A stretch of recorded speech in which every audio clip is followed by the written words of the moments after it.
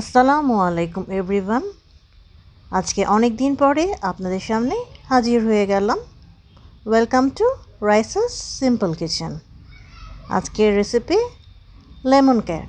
খুবই রিফ্রেশিং মজাদার এই কেকটি আপনারা খুব সহজে ঘরে কীভাবে তৈরি করতে পারেন তাই আমি আজকে দেখাচ্ছি। এর জন্য আমি নিয়েছি আজকে 4টা ডিম। ডিমের কুসুম এবং সাদা অংশ আমি ভাগ করে নিচ্ছি। প্রথমে আমি সাদা অংশের একটা ফোম তৈরি করে নেব। এভাবে তৈরি করলে কেকটা স্পঞ্জ কেকটা কিন্তু খুবই ভালো হয়। কুসুম এবং কুসুমটা আলাদা করবেন।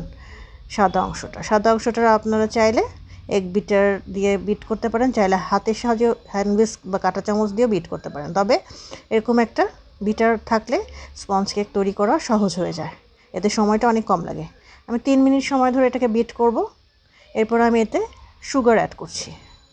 আমি হাফ কাপ পরিমাণে আজকে রেগুলার সুগার ইউজ করছি। আপনারা চাইলে 1 কাপ পরিমাণ সুগার দিতে পারেন যদি মিষ্টি বেশি খান। সুগার এবং এই ডিমের সাদা অংশটা খুব ভালোভাবে মিক্সড করে নেবেন।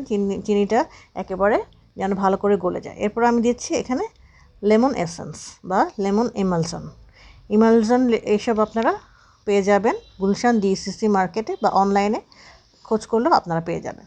দিচ্ছি ভ্যানিলা এসেন্স হাফ চামচ এবং ডিমের কুসুমগুলো আমি এখন অ্যাড করছি। ডিমের কুসুম দেওয়ার পরে খুব বেশি বিট করবেন না, প্রায় 30 সেকেন্ডের মতো আমি বিট করব। এখন আমি এতে ময়দা ছেঁকে ব্যবহার করছি। এখন আমি এখানে নিয়েছি 1 কাপ ময়দা এবং সাথে 1 চা চামচ বেকিং পাউডার এবং 1 চিমটি বেকিং সোডা এবং সামান্য একটু লবণ।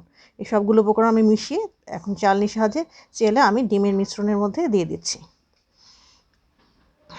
এই কাজটা অবশ্যই করবেন। চেলে নিলে আপনাদের সব উপকরণগুলো সমভাবে মিশবে এবং তারপরে আপনারা খুব আলতো হাতে চামচ বা স্পাটুলা দিয়ে এটাকে বিট করবেন। এখন আমি দিয়ে দিচ্ছি লেবুর রস। আমি এখানে 4 টেবিল চামচ পরিমাণে লেবুর রস ব্যবহার করছি, এতে খুব সুন্দর একটা লেমন ফ্লেভার পাওয়া যাবে। এখন আমি দিচ্ছি কালারের জন্য এখানে 1 কাপ পরিমাণে 1 চা চামচ পরিমাণে গ্রিন ফুড কালার। এটা আপনারা স্কিপ করতে পারবেন, চাইলে আপনারা জেল ফুড কালারও ইউজ করতে পারেন, সেক্ষেত্রে 2-3 ফোঁটা দিলেই হবে। আমি এখানে 1 চামচ পরিমাণে দিয়েছি। একটা 9 ইঞ্চি পরিমাণে মোল্ডে আমি তেল মাখিয়ে এর উপরে আমি শুকনো ময়দা দিয়ে দিচ্ছি, এতে করে আর বেকিং পেপার লাগবে না। আপনারা চাইলে বেকিং পেপারও ব্যবহার করতে পারেন, তেল ব্রাশ করে রেগুলার যে কাগজ সেটা কেটেও দিতে পারেন। আমি আজকে চুলায় কেকটা বেক করবো, এই জন্য একটা বড় হাঁড়িতে আমি ফ্ল্যাট, যেটার বটমটা নিচের অংশটা ফ্ল্যাট থাকতে হবে, একটা আমি গরম করে নিচ্ছি স্ট্যান্ড বসিয়ে 5 মিনিট ধরে ফুল আঁচে। এখন আমি এই কেক ব্যাটারটা আমি মোল্ডে ঢেলে দিচ্ছি। কেক মোল্ডে ঢেলে একটু ট্যাপ করে নিচ্ছি, তাতে করে এয়ার বাবলসগুলো বের হয়ে যাবে। এখন আমি এটাকে বেক করে নিব। আমি চুলায় বসিয়ে দিচ্ছি। এখন আমি চুলার হিটটাকে একেবারে লো আঁচে দিয়ে দিব। লো আঁচে আমি এটাকে 30 থেকে 40 মিনিট বেক করব। হিটটা যাতে একেবারে লো থাকে, লো হিটে আস্তে আস্তে বেক করলে কেকটা খুব স্পঞ্জি হবে। যদি হিট বেশি থাকে তাহলে আপনার কেক হয়তো হয়ে যাবে কিন্তু ভিতরে কাঁচা থেকে যাবে এবং সমভাবে ফুলবে না। এখন আমি কেকের যেই ক্রিমের জন্য আমি আজকে হুইপড ক্রিম ব্যবহার করছি, ট্রপিক্যাল হুইপড ক্রিম। আপনারা ভিভো, ট্রপিক্যাল বা অন্য ব্র্যান্ডেরটা ইউজ করতে পারেন। এটা একটা ফ্রোজেন টাইপের হুইপড ক্রিম। এটাকে আমি ডিপ ফ্রিজ থেকে বের করে নিয়েছি 4-5 ঘন্টা আগে। এটাকে আমি ঠান্ডা অবস্থাতে বিট করব, তবে ফ্রোজেন অবস্থায় নয়। আবার এটা ইউজ করা হলে আমি আবার ফ্রিজে রেখে দেব। আমার কেক তৈরি হয়ে গেছে, একেবারে ক্লিয়ার এসেছে কাঠিটা। আর এটাকে নামিয়ে ঠান্ডা করে নিব। ঠান্ডা করে আমি স্লাইস করে নিব। আমি আজকে 3 স্লাইসে ভাগ করে নিব। এদিকে আমি হুইপ ক্রিমটা তৈরি করে নিচ্ছি। এই ট্রপিক্যাল হুইপ ক্রিমটা কিন্তু খুবই টেস্টি এবং খুব সহজে তৈরি করা যায় এবং এক্সট্রা কোনো সুগারই লাগে না। 4 থেকে 5 মিনিট বিট করলেই সুন্দর একটা ক্রিম তৈরি হয়ে যায়। আমার কেকটা আনমোল্ড করে নিয়েছি, খুব সফট হয়েছে। এখন আমি এটাকে 3টা ভাগে ভাগ করে নিব। এদিকে আমার হুইপ ক্রিমও তৈরি হয়ে গেছে। আপনারা দেখলেই বুঝতে পারবেন যে হুইপ ক্রিম তৈরি হয়ে গেছে, তখন ছেড়ে আসবে এবং বাটিটা উল্টে দিলে আর পড়ে যাবে না। আমি কেকটাকে 3টা স্লাইসে ভাগ করে নিয়েছি। এখন আমি এতে সুগার সিরাপ ব্রাশ করব। এই জন্য আমি চিনি, পানি এবং লেবুর রস 3টা মিক্স করে নিয়েছি। সিরাপে আপনারা চিনিটা আপনাদের ইচ্ছা মতো দিতে পারেন, তবে এটাকে জাল দিবে না, তাতে ঘন হয়ে যাবে এবং ভিতরে সুগার ঢুকবে না। এখন আমি ব্রাশ করে নিয়েছি ফার্স্ট লেয়ারে এবং আমি উপরে প্রথম লেয়ারে দিয়ে দিচ্ছি হুইপ ক্রিমটা আপনাদের পছন্দ মতো দিতে পারেন। আমি আজকে নিজে বাসায় খাবো বলে তৈরি করছি, তাই খুব বেশি হুইপ ক্রিম লাগাচ্ছি না। এক লেয়ার লাগানো হয়ে গেলে উপরে আবার আরেকটা লেয়ারে আবার সুগার সিরাপ ব্রাশ করব, তারপরে আবার হুইপ ক্রিম দেব। এভাবে লেয়ারে লেয়ারে আপনারা প্রথমে সুগার সিরাপ, তারপর হুইপ ক্রিম দেবেন। এভাবে কেকটাকে পুরোটা কভার করে নেবেন। এটা সম্পূর্ণ নিজস্ব প্র্যাকটিসের উপর নির্ভর করে আপনারটা ফিনিশিংটা কত ভালো হবে। যত বেশি কেক তৈরি করবেন আপনার ফিনিশিংটা তত বেশি ভালো আসবে।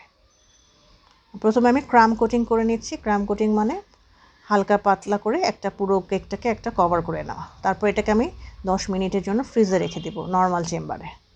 তারপরে আমি আবার হুইপ ক্রিম লাগাবো, তারপরে পছন্দ মতো ডিজাইন করে নেব। চারপাশে হুইপ ক্রিম লাগিয়ে নিচ্ছি।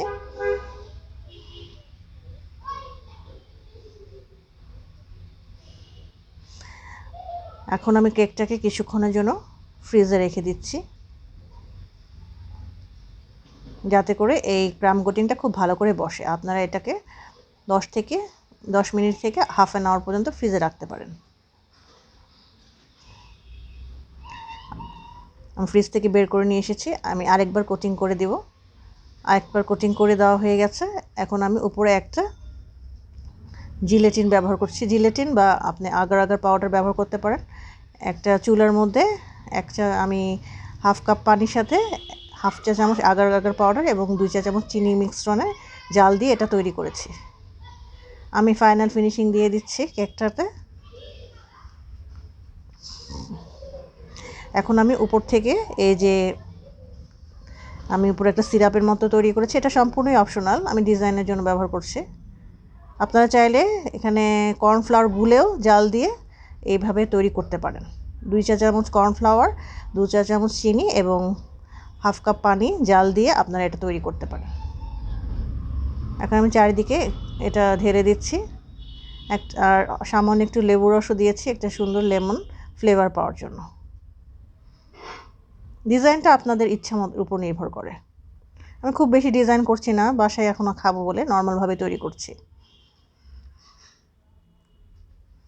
আপনারা যদি হুইপ ক্রিমের ডিটেল রেসিপিটা দেখতে চান তাহলে কমেন্ট করতে পারেন, তাহলে আমি পরবর্তীতে এ নিয়ে ভিডিও তৈরি করব। উপরে আমি একটু ডেকোরেট করে দিলাম নোজলের সাহায্যে। এভাবে আপনারা খুব সহজেই তৈরি করতে পারেন দারুণ মজার এই লেমন কেকটা। এটা কিন্তু খুবই মজা এবং খুবই লাইট। এটা তৈরি করবে আপনারা একবার যদি তৈরি করেন তাহলে বারবারই তৈরি করবেন। আমার পরিবারের সবাই এটা খুবই পছন্দ করে, আমি তাই এটা প্রায় তৈরি করি। আশা করি রেসিপিটা ভালো লাগবে। ভালো লাগলে আমার সার্থকতা, আমার চ্যানেলটি সাবস্ক্রাইব করে সাথে থাকবেন আর আমার এবং আমার পরিবারের জন্য দোয়া করবেন। ধন্যবাদ সকলকে।